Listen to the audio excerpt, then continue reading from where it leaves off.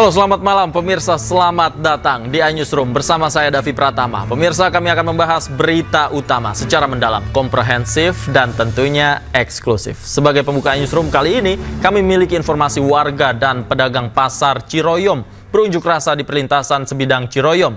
Mereka menuntut pintu perlintasan dibuka kembali agar memudahkan mobilitas mereka.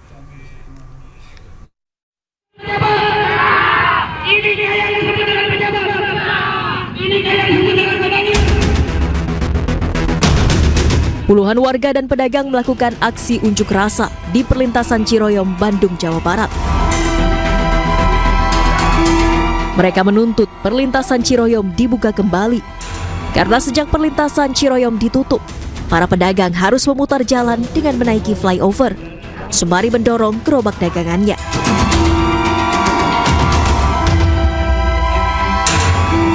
Sebagai bentuk protes, mereka membongkar paksa beton penutup perlintasan yang terpasang hingga membakar ban bekas. Aparat gabungan dan petugas keamanan dari Kereta Api Indonesia mengamankan lokasi aksi unjuk rasa. Dengan adanya penutupan ini, para instansi terkait tidak ada sama sekali koordinasi satu dengan pengurus pedagang yang ada di GPKA.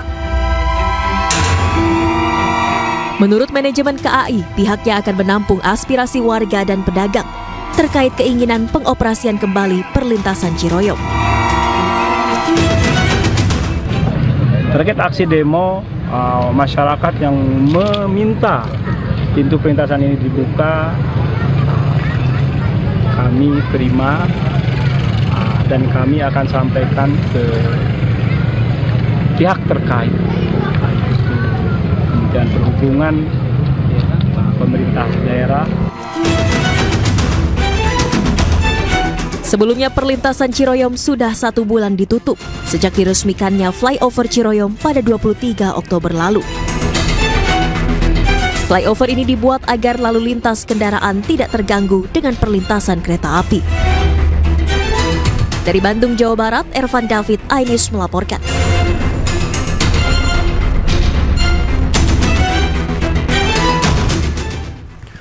Empat korban tanah longsor di Desa Semangat Gunung, Kabupaten Karo, Sumatera Utara kembali ditemukan. Keempat korban ditemukan meninggal dunia. Total korban yang ditemukan kini menjadi 8 orang, sementara 2 orang masih dalam pencarian.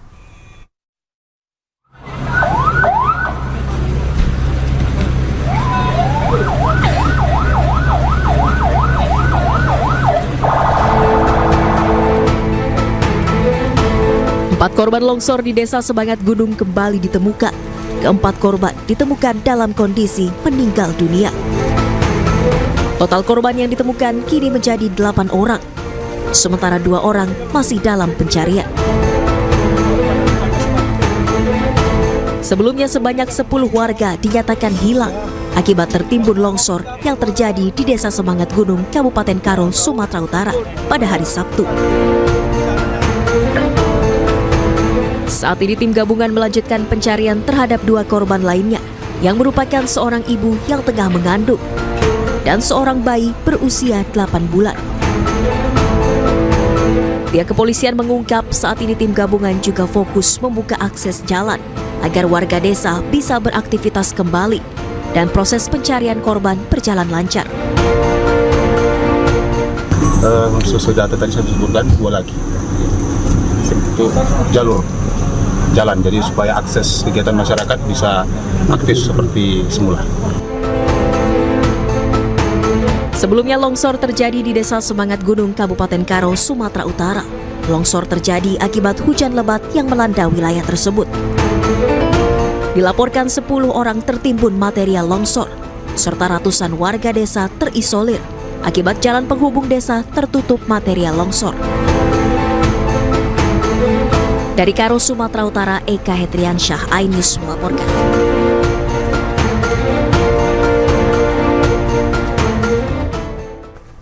Dan untuk mengetahui perkembangan terkini, kita sudah terhubung dengan Kepala Badan Penanggulangan Bencana Daerah Kabupaten Karo, Juspri Nadeak. Selamat malam, Pak Juspri. Selamat malam, Pak. Pak, pertama saya ingin mengkonfirmasi, hingga saat ini jumlah korban yang belum ditemukan berapa, Pak? Oke, jadi makasih Mas. Pada saat kita menutup proses pencarian dan evakuasi di hari ini, hari Senin 25 November, pukul 18.00 tadi, kondisi terkininya adalah seluruh korban yang kemarin kita nyatakan hilang, selain dari 4 yang sudah kita temukan di hari Minggu kemarin, kita bersyukur kepada Yang Maha Kuasa sudah ditemukan oleh tim. Jadi kondisi pada pukul 18.00 tadi, keseluruhan korban yang dinyatakan hilang sebanyak 10 orang sudah kita temukan seluruhnya. Memang dalam kondisi seluruhnya sudah meninggal dunia. Oke, artinya terkonfirmasi ya, seluruh korban sudah ditemukan, tidak ada lagi yang diduga hilang begitu ya? Ya, jadi ini berdasarkan data yang ada di pihak pemerintah Kabupaten Karo. Namun memang kita masih tetap waspada juga, dikarenakan daerah ini daerah wisata, merupakan daerah yang dilintasi, sehingga untuk besok juga saat pembukaan akses kita lanjutkan, kita akan masih tetap wanti-wanti barangkali ada warga yang berwisata ke daerah ini tetap akan menjadi perhatian kita. Oke, jenazah korban dibawa kemana, Pak? Kita evakuasi ke Rumah Sakit Umum Daerah Kabanjahe untuk diidentifikasi. Oke, ada di RSUD Kabanjahe. Oleh keluarga, kemudian kebutuhan-kebutuhan yang lain terkait Baik. Ya. Kalau dari pihak keluarga, hingga saat ini informasinya seperti apa, Pak? Apakah sudah ada yang datang ke rumah sakit, kemudian menanyakan bagaimana kondisi dari jenazah tersebut? Ya, jadi kami dapat laporan dari rekan sekerja kita di Rumah Sakit Umum Daerah Kabanjahe. Memang keluarga korban sudah menunggu di Rumah Sakit Umum Daerah saat kita temukan di tempat, di lokasi kejadian, dan kita kirim ke Rumah Sakit Umum, sudah menunggu di sana kebanyakan. Memang kita arahkan demikian untuk menunggu di Rumah Sakit Umum. Baik, Pak, ketika korban sudah semuanya atau hampir semua yang diduga hilang sudah ditemukan, kemudian apalagi yang menjadi prioritas dan fokus petugas di lapangan, Pak?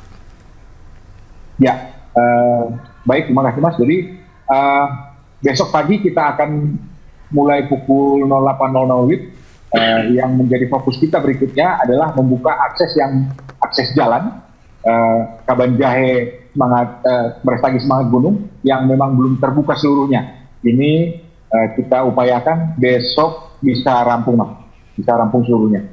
Oke, kalau kami lihat dalam tayangan videonya ini kan alat berat sudah mulai bekerja, Pak, ya, artinya bisa diakses melalui alat berat. Kalau di lapangan, tantangan yang ditemukan oleh petugas untuk evakuasi puing-puing apa, Pak?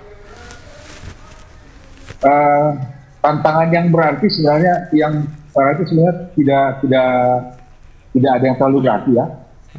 Artinya semua bisa kita kerjakan. Dengan peralatan yang kita miliki, juga personil-personil yang bekerja sama dengan kita. Kami rasa tidak ada yang terlalu Oke, Pak. Pak Juspri, tentang distribusi logistik dan bantuan untuk warga seperti apa? Untuk yang sifatnya bantuan, ini mungkin leading sektornya adalah Dinas Sosial Kabupaten Karo, dan kita anjurkan kemarin untuk bisa dimulai besok sesuai dengan data yang sudah kita terima yang ada di pemerintah kabupaten. Penyalurannya mungkin bisa dilakukan besok karena evakuasi sudah selesai. Oke, jadi usulannya distribusi bantuan mulai disalurkan besok, Pak, ya? Ya. Baik, terima kasih Pak Juspri Nadiak sudah bergabung bersama kami di Newsroom. Selamat malam, sehat selalu, Pak. Pengadilan Negeri Andolo memvonis bebas Supriyani, guru honorer terdakwa kasus penganiayaan murid. Informasinya usai jeda. Tetaplah di Newsroom.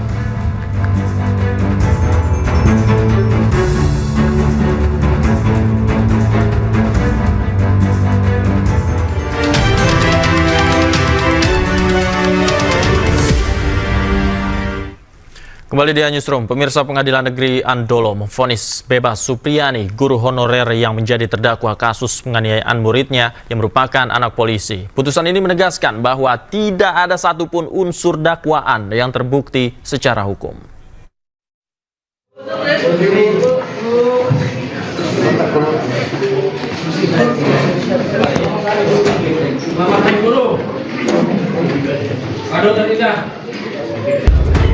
Supriyani, seorang guru honorer di Konawe Selatan, menangis haru usai divonis bebas oleh Majelis Hakim Pengadilan Negeri Andolo dalam kasus dugaan penganiayaan terhadap siswa.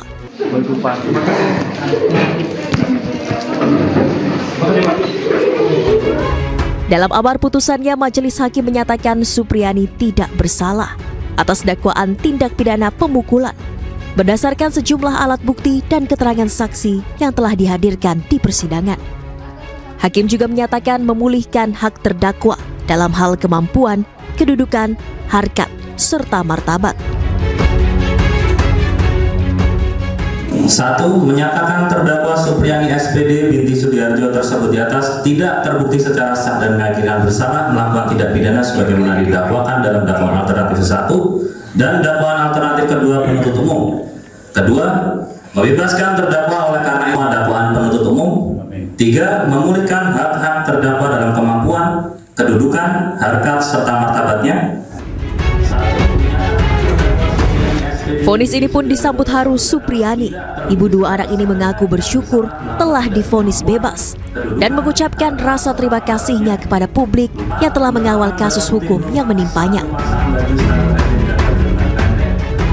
Alhamdulillah bisa divonis bebas tak bersalah.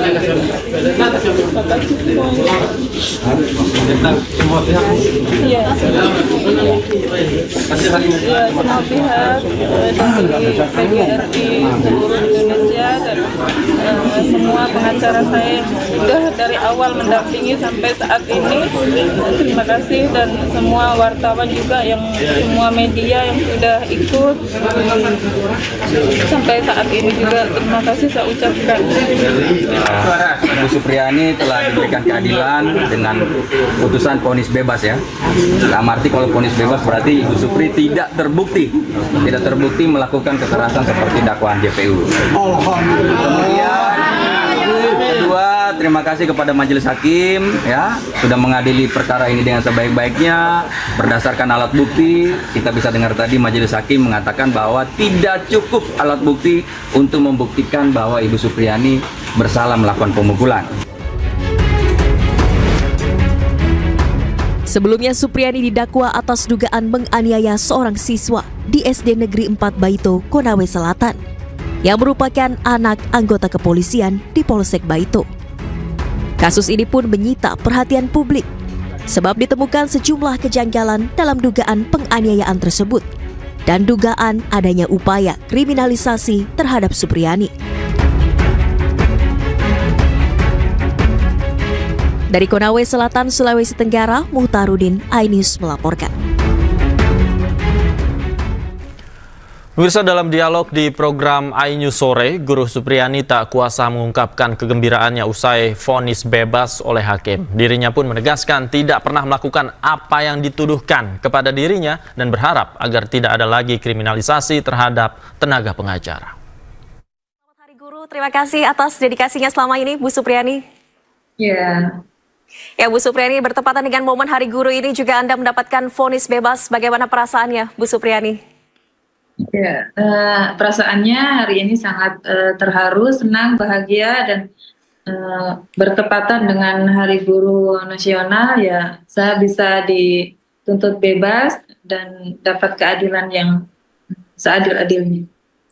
Mungkin yang saya ingin sampaikan, kejadian itu benar-benar tidak ada, dan saya berharap ke depannya mungkin tidak ada lagi kriminalisasi seperti yang saya alami seperti ini, dan guru-guru seluruh Indonesia meminta agar tidak ada lagi kejadian yang seperti saat ini, dan mereka lebih nyaman dan aman dalam mendidik.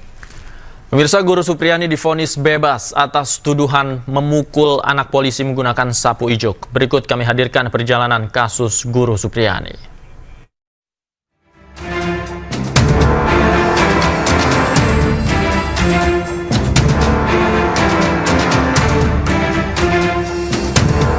Kasus Guru Supriyani bermula ketika dirinya dituding memukul anak polisi Aibda WH menggunakan sapu ijuk. Aibda WH bersama istrinya membuat laporan ke Polsek Baito 25 April 2024. Dari laporan tersebut, polisi melakukan pemeriksaan saksi termasuk mengambil bukti sapu ijuk dari SDN 4 Baito, tempat Guru Supriyani mengajar.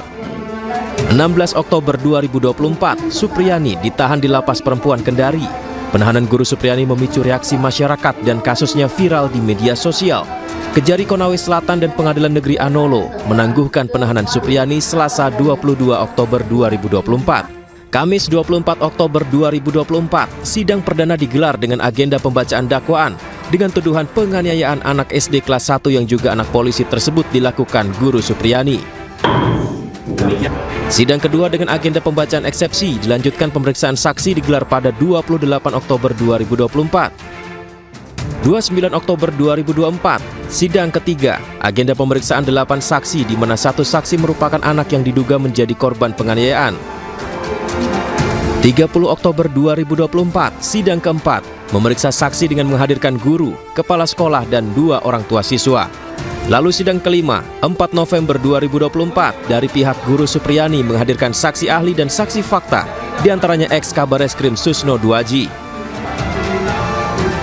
Membebaskan terdakwa Supriyani SPD binti Sudiarjo dari dakwaan ke-1 melanggar pasal 80 ayat 1. Selanjutnya Guru Supriyani diperiksa sebagai terdakwa dalam sidang yang digelar pada Kamis 7 November 2024. Supriyani membantah telah melakukan pemukulan dan penganiayaan terhadap anak Aibda WH.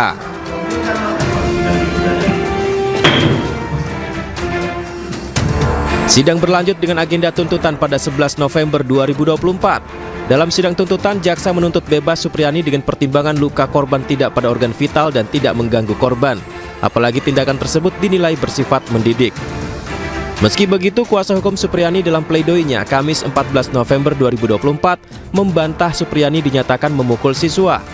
Akan tetapi, jaksa penuntut umum menolak pledoi atau nota pembelaan. Lalu akhirnya, Senin 25 November 2024, hakim membacakan vonis terhadap Guru Supriyani. Setelah perjalanan panjang, Guru Supriyani divonis bebas oleh majelis hakim.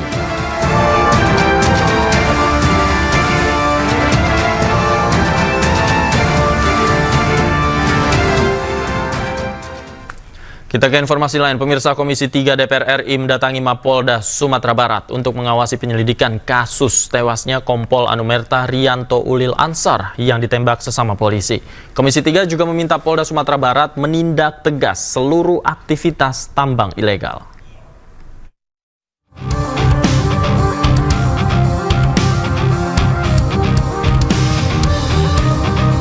Rombongan Komisi 3 DPR RI yang dipimpin Wakil Ketua Komisi Ahmad Saroni mendatangi Mapolda Sumatera Barat. Rombongan datang untuk rapat dengar pendapat terkait tewasnya Kompol Anumerta Rianto Ulil Ansar yang ditembak sesama polisi. Rapat digelar secara tertutup. Komisi 3 meminta kasus ini diusut tuntas. Selain itu, Komisi 3 juga meminta Polda Sumatera Barat menindak tegas seluruh aktivitas tambang ilegal. Tidak lanjut, kita minta semua yang terkait dengan illegal mining, apapun namanya, siapapun yang backing, tindak tegas. Ada waktu khusus, Pak? Waktu khusus. Jangka waktu khusus. Ya secepatnya. Batasannya. Entah mungkin Kapolda mungkin sore ini mau disikat, entah kapan, tergantung Pak Kapolda. Kita hanya minta untuk memberantas terkait dengan apa yang terjadi. Itu aja.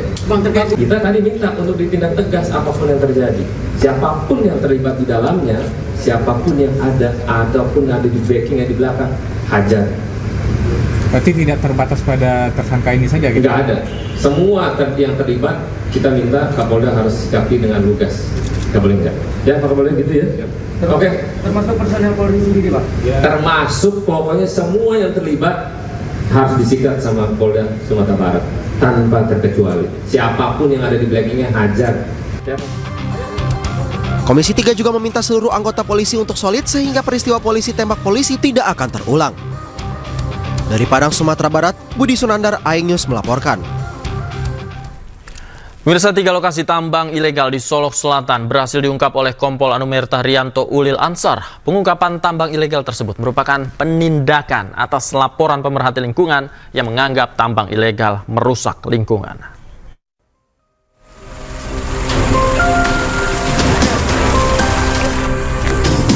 Inilah lokasi tambang ilegal yang berhasil diungkap oleh Kompol Anumerta Rianto Ulil Ansar semasa hidupnya. Terlihat lokasi yang berhasil diungkap adalah lokasi tambang yang cukup besar yang dikelola oleh warga secara ilegal. Pengungkapan 3 lokasi tambang ilegal tersebut merupakan kelanjutan dari laporan Walhi terhadap penambang ilegal yang dianggap merusak lingkungan. Kini lokasi tambang ilegal yang berhasil diungkap tersebut ditutup selamanya. Sementara itu, menurut Kapolda Sumatera Barat Irjen Pol Suharyono menyampaikan, Kompol Anumerta Rianto Ulil Ansar sudah 3 kali melakukan penindakan tambang ilegal di Solok Selatan dan mendapat penghargaan atas kerja kerasnya mengungkap tambang ilegal. Ya, apresiasi pengungkapan perkara apapun sudah 3 kali kami memberikan penghargaan ke Solok Selatan, ke Pak Kapolres, ke Pak Mufti, tetapi sekjunya juga Satsersanya juga sudah setahun di sana, prestasinya begitu hebat, loyalitasnya tinggi, kredibilitasnya juga sangat bagus di mata saya sebagai Kapolda, menilai langsung yang bersangkutan. Dan dari keterangan perwira yang lain juga almarhum ini memang orang yang sangat baik, tegas, bijaksana, loyal, apapun yang saya perintahkan dia laksanakan. Ini kan sebagian juga penegakan hukum ini kan perintah saya. Kasat Reskrim Polres Solok Selatan Kompol Anumerta Rianto Ulil Ansar dikenal gigih dan teguh dalam menjalankan tugas dari atasan. Dari Kabupaten Solok Selatan, Sumatera Barat, Budi Sunandar, Aing News melaporkan. Selain menangkap 24 tersangka, Polda Metro Jaya menyita 26 mobil dan 3 unit sepeda motor dalam kasus judi online di KomDJ. Aing Newsroom segera kembali.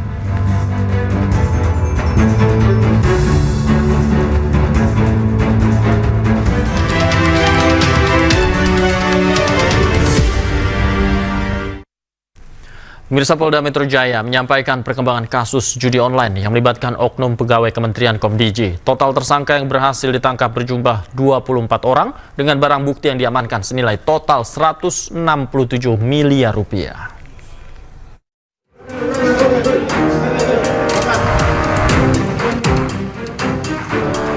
Polda Metro Jaya menetapkan 24 orang sebagai tersangka dalam kasus dugaan penyalahgunaan wewenang pemblokiran situs judi online yang melibatkan oknum pegawai Kementerian KomDJ. Puluhan tersangka ini terbagi dalam sejumlah peran dalam keterlibatannya memelihara situs judi online. Sebanyak 9 pegawai dan 1 orang staf ahli KomDJ juga termasuk dalam tersangka yang diamankan. Staf ahli tersebut adalah Adi Kismanto yang sebelumnya disebut-sebut tidak lolos seleksi masuk ke Kementerian KomDJ. Saat konferensi pers, Adi juga dihadirkan bersama Zulkarnain Aprilianto dan Alwin Jabarti Kemas, serta pegawai KomDJ lainnya yang telah mengenakan rompi oranye. Dari tangan para tersangka, polisi menyita berbagai barang bukti yang nilainya fantastis mencapai 167 miliar rupiah. 13 buah barang mewah senilai 315 juta rupiah.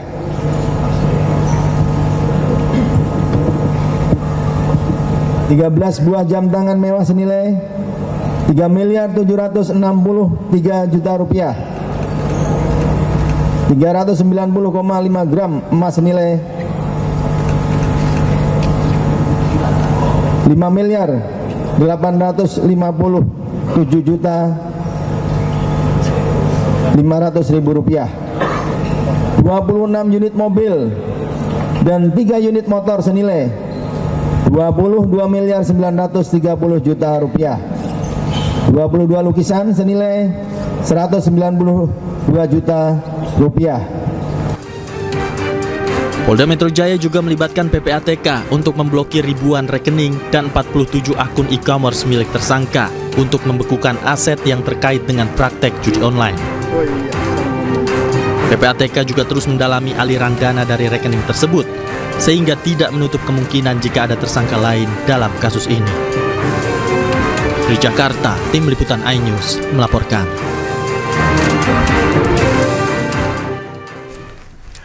Oknum pegawai Komdiji tersangka mafia judi online berbagi peran dalam mengamankan situs judi online. Mereka berhasil meraup untung hingga ratusan miliar rupiah dari judi online. Pertemuan tersebut kami berhasil melakukan penangkapan terhadap pemilik website judi online tersebut atas nama inisial A, B, dan DPO C. Selanjutnya, setelah melakukan pemeriksaan dan pengembangan, didapati keterlibatan pelaku lain, termasuk oknum dari internal Komdigi yang berperan untuk menjaga agar website tersebut tidak diblokir oleh sistem pemblokiran Komdigi. Hasil pengembangan kasus tersebut, kami telah berhasil melakukan penangkapan terhadap 22 orang tersangka lainnya dan menetapkan 3 orang sebagai DPO, sehingga secara total kami telah menangkap 24 orang tersangka dan menetapkan 4 orang sebagai DPO. Adapun peran masing-masing tersangka dan DPO dapat dibagi dalam beberapa klaster dengan rincian. 4 orang berperan sebagai bandar, pemilik atau pengelola website judi, inisial A, BN, HE, dan DPO C. 7 orang sebagai agen pencari website judi online, inisial B, BA, HF, BK, DPO CH, DPO F, dan DPO C.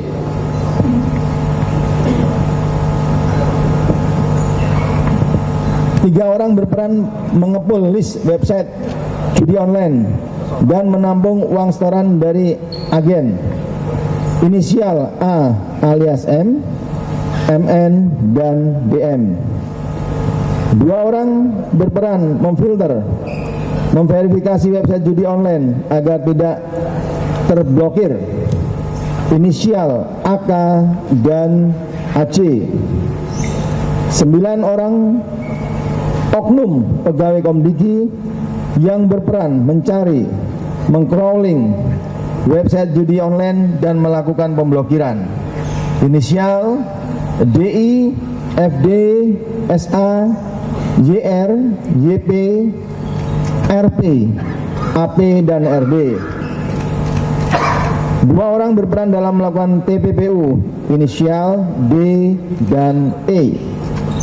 1 orang berperan merekrut dan mengkoordinir para tersangka, khususnya tersangka inisial A alias M, AK, dan AJ, sehingga mereka memiliki kewenangan menjaga dan melakukan pemblokiran website judi inisial T.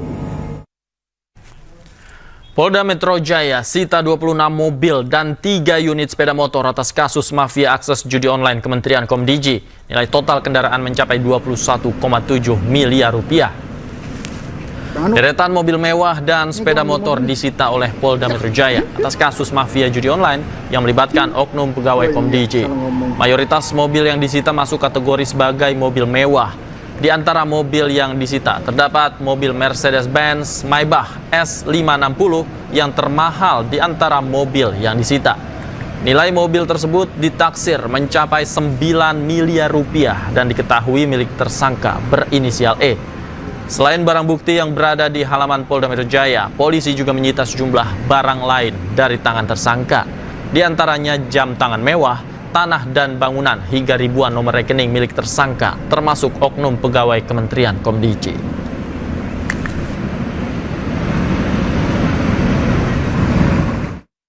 Kita ke informasi lain, pemirsa. Pasca operasi tangkap tangan yang dilakukan KPK terhadap Gubernur Bengkulu Rohidin Mersyah dan Sekretaris Daerah Provinsi Bengkulu, ruang kerja Gubernur dan Sekda disegel oleh KPK.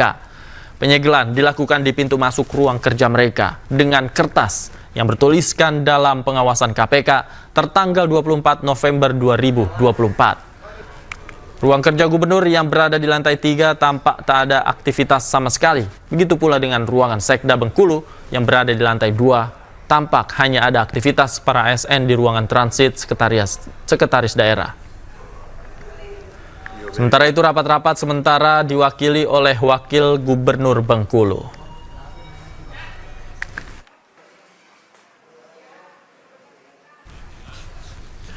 Sementara itu KPK menunjukkan sejumlah barang bukti terkait OTT yang melibatkan Gubernur Bengkulu Rohidin Mersyah. Salah satu buktinya adalah amplop bergambar paslon Rohidin Meriani di kampanye Pilkada Bengkulu lalu.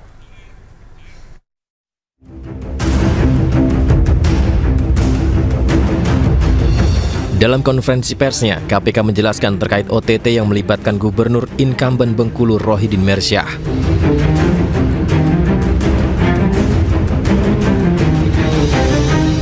KPK memperlihatkan sejumlah barang bukti.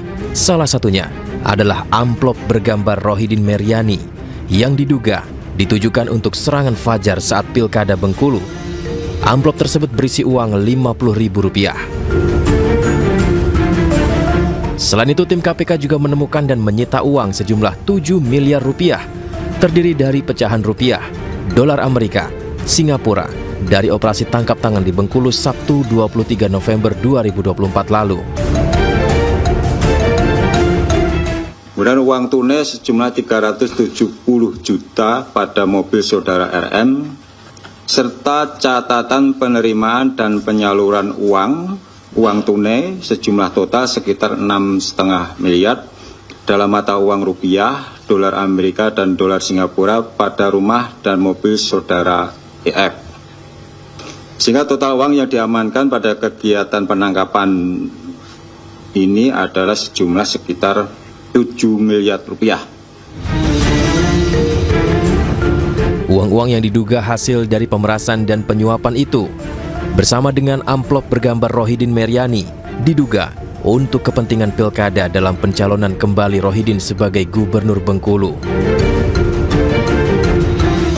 Saudara RM menyampaikan bahwa yang bersangkutan membutuhkan dukungan berupa dana dan penanggung jawab wilayah dalam rangka pemilihan Gubernur Bengkulu pada Pilkada serentak bulan November 2024. Dalam kasus ini, KPK telah menetapkan 3 tersangka, yakni Gubernur Bengkulu Rohidin Mersyah, Sekretaris Daerah Bengkulu Isnan Fajri, dan Ajudan Gubernur Bengkulu Eviansyah alias Anca. Tim Liputan iNews melaporkan. Mobil pembawa logistik pilkada di Kabupaten Buru, Maluku terperosok hingga jatuh ke dalam jurang. Kami segera kembali.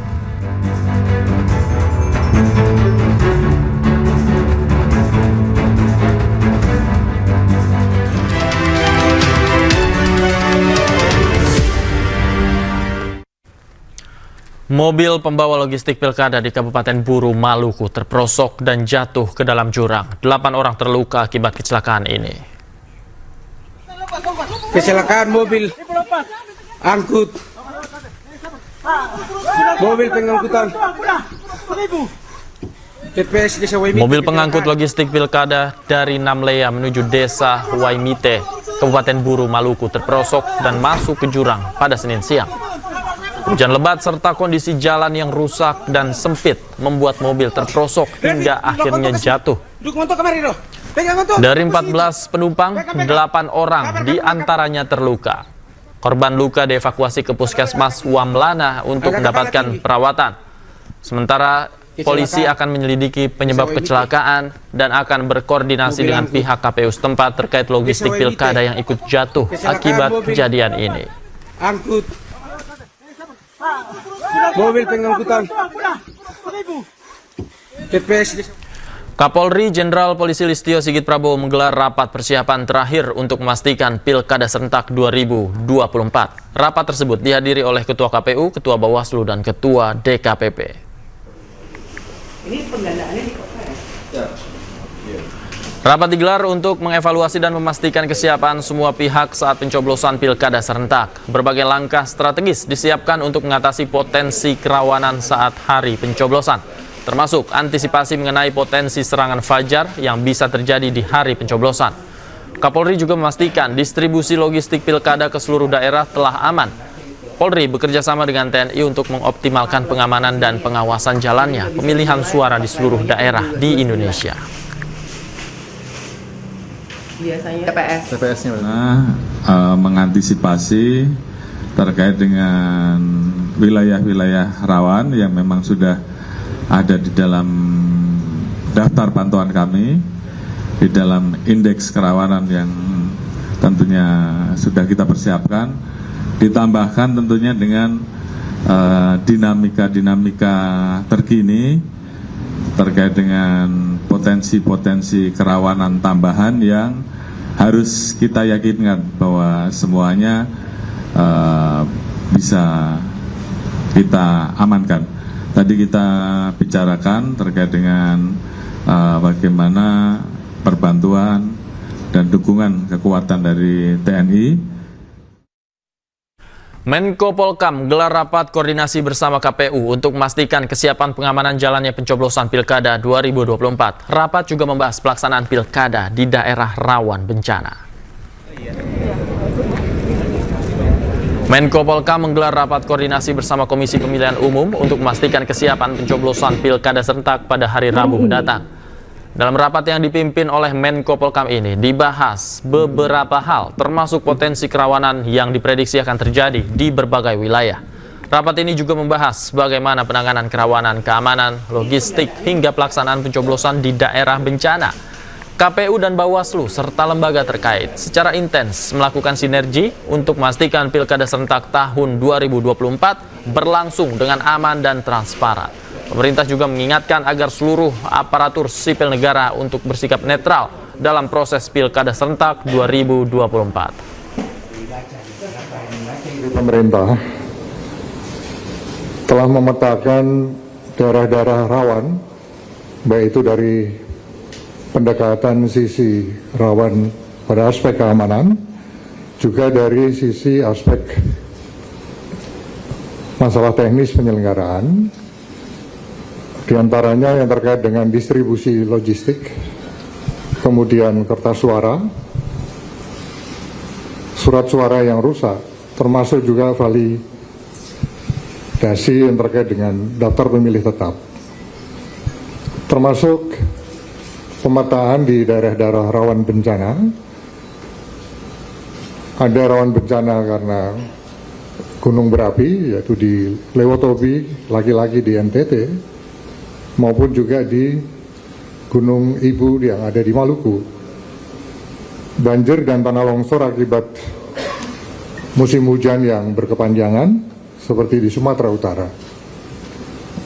Sehingga dengan antisipasi dan terhadap pemetaan-pemetaan kerawanan tadi, kita harapkan pesta demokrasi Pilkada serentak tahun 2024 ini akan dapat berlangsung dengan aman dan lancar. Polda Metro Jaya bersama TNI menggelar apel gabungan operasi Mantap Praja pengamanan Pilkada 2024 lapangan Silang Monas pagi tadi. Apel gabungan ini sebagai komitmen kesiapan TNI Polri dalam mengawal pesta demokrasi, dan informasi yang akan hadir ini sekaligus menutup jumpa kita di iNewsroom malam hari ini. Cuplikan tayangan berita iNews dapat Anda saksikan di kanal YouTube @official iNews. Akhir kata, saya Davi Pratama pamit undur diri. Terima kasih, selamat malam dan sampai jumpa.